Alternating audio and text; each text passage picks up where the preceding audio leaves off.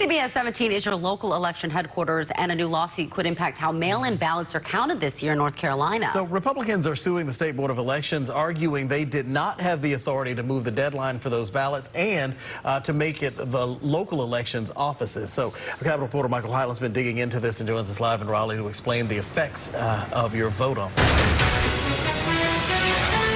Yeah, this year your ballot can come in by mail 6 days after the election and it'll count. The lawsuit focuses on this memo that the head of the board elections sent out last month explaining why the extension is needed.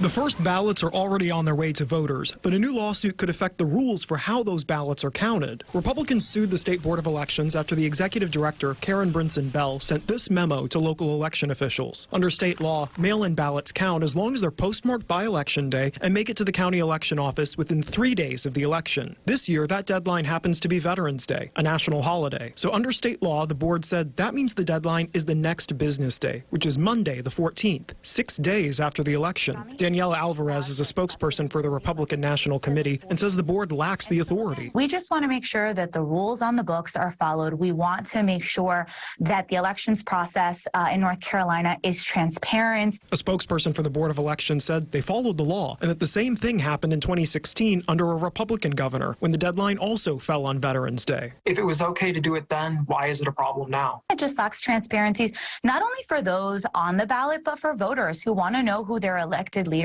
are. Honestly, I think it sounds unpatriotic for anyone to not make an exception around Veterans Day. Marcus Bass is with the North Carolina Black Alliance, which held a press conference Monday calling on state election officials to further expand voting options. The State Board of Elections have given reasonable timelines for ballots to be turned in, and any attempt to undermine that is a stretch towards cutting the fabric of our democracy.